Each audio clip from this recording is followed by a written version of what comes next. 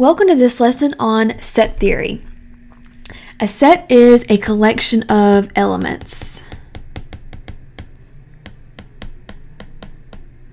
And elements can be colors, numbers, people.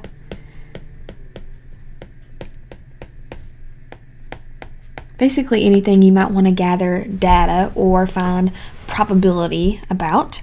So an example of a set, first of all, a set is always in brackets. So here is a set of colors.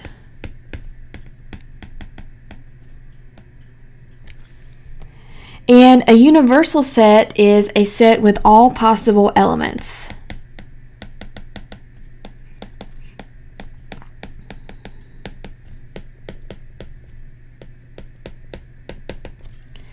And a universal set is usually notated with a capital U. So let's say that I wanted the universal set of all single-digit positive whole numbers. So that would be 0 through 9.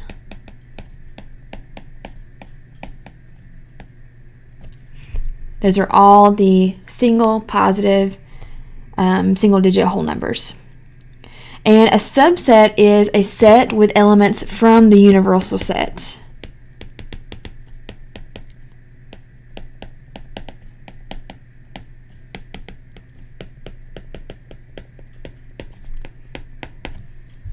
So I could take all the odd numbers from the universal set. So 1, 3, 5, 7, and 9.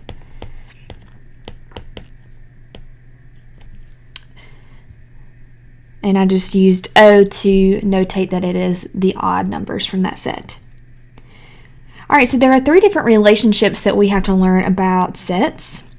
The first relationship is called an intersection, and that is the elements that the sets have in common. The elements that, let's say, 2 or more sets have in common.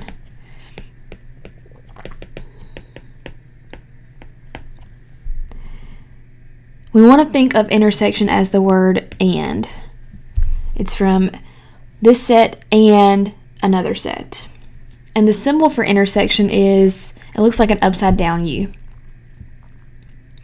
All right, so let's take this example here. We have 2 sets. Set C contains the numbers 7 and 8, and set D contains the numbers 7 and 11. So if I want the intersection of sets C and D, that means I want the numbers that both sets have in common. And in this case, that would just be the number 7. So you can just have one number in a set. All right, a union is elements, all elements from both sets.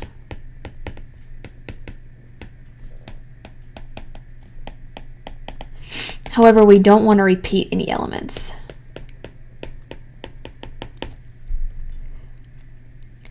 So think of union as the word or. So it has all the elements from this set, or both. And the symbol for a union looks like a U. It's different than universal set. Universal set has a little tail, and the symbol for union is just straight up and down.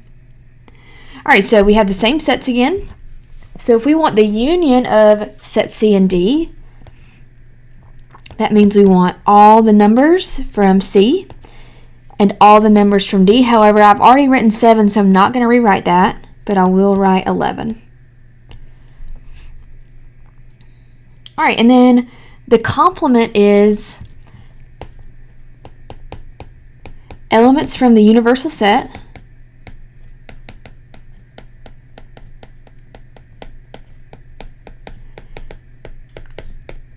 that are not in the particular set you're talking about. So anytime you have a complement, it's always the complement of a particular set. All right, we're going to think of complement as the word not. They're not in that set. And there's a couple different symbols for complement. So let's say we want the complement of set A. We could notate that with a little apostrophe. It looks like a prime symbol. Or we can notate it with a straight line on top. It looks like a line segment symbol. Okay, so let's say our universal set is, again, all single-digit positive whole numbers, 0 through 9. And then we have a subset, set A, which is the numbers 2, 5, 7, 8, and 9. So if I want the complement of A, which you can notate like this or like this, that means I want everything from the universal set except for the numbers in set A. So I'm just going to go through and cross out the numbers that are in set A.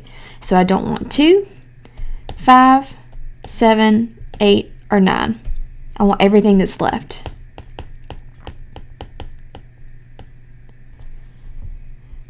The reason it's called a complement is because set A and the complement of set A give you the universal set. They complement each other to give you the universal set. All right, let's try some examples with set theory. All right, so we have a large bag and it holds marbles of the following colors: blue, green, orange, and pink. And then we have a small bag that holds marbles of the following colors: red, green, yellow, and orange. So we want to define the universal set. So universal sets are based on the scenario. So in this case, the universal set would be all possible colors of marbles in this problem. Not all colors ever, because that would be impossible to list all the colors.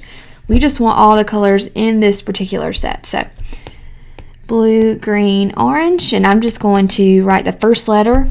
You can write out the whole word if you want. Pink, red, we have green again, but I've already written G for green, so I'm not going to list that again. Yellow, and then orange again. I don't need to write that again. So that's all possible colors in this particular problem. Okay, define the two subsets of the universal set. So in this problem, the two subsets would be the large bag and the small bag. So the large bag has blue, green, orange, and pink.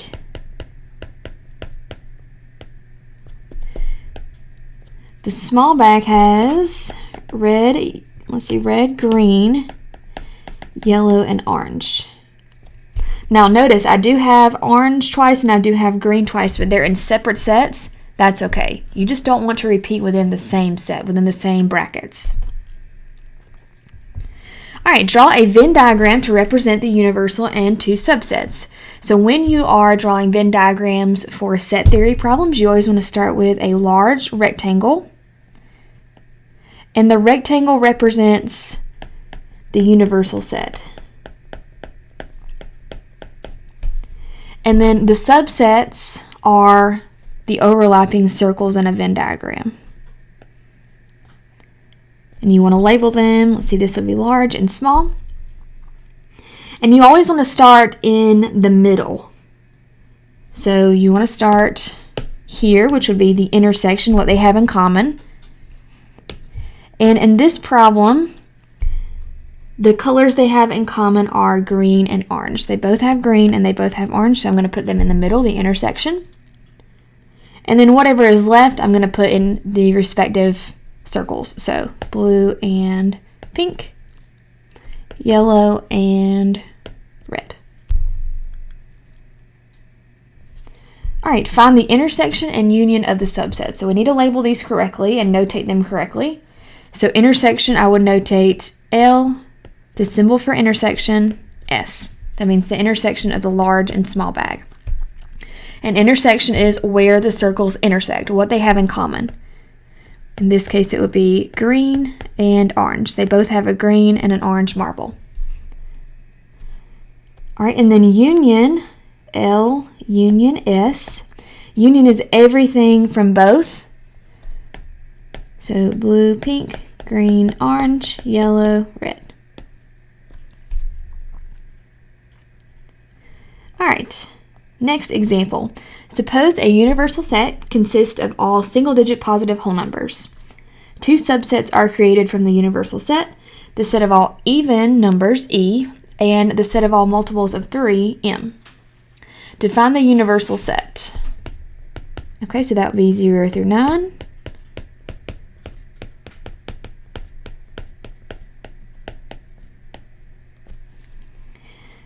My two subsets, even and multiples of 3.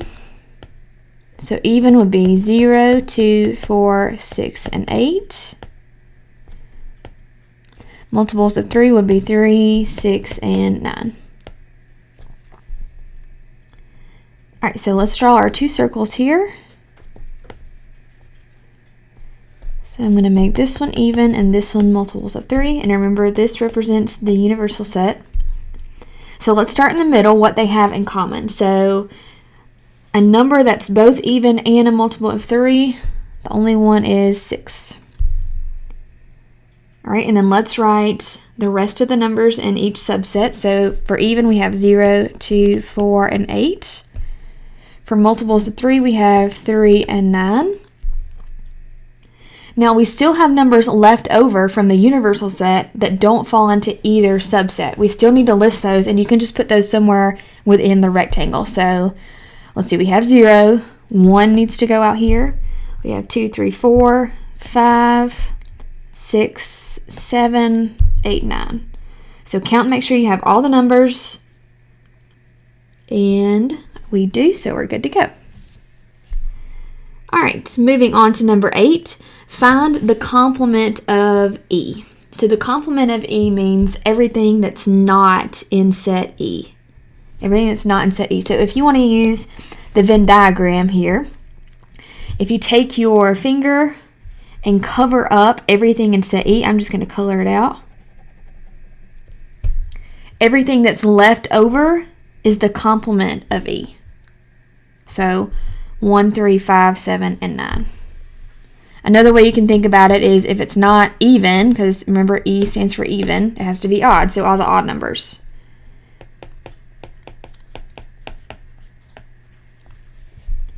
All right, number 9, find the intersection of E and M. So intersection is where the circles intersect. So that would be 6.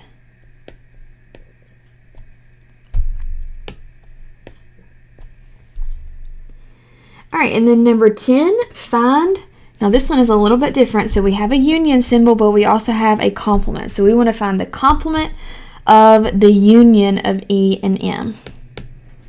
Okay, so remember, union means everything from both sets. But complement means not that. So let's color in what the union is first. The union is everything from both sets, so basically everything in the circles. That's the union. But if we don't want that, we want the complement of that, we want everything that's left over. So that would be 1, 5, and 7. All right, go ahead and stop the video now, and you can complete your practice and check it with your teacher.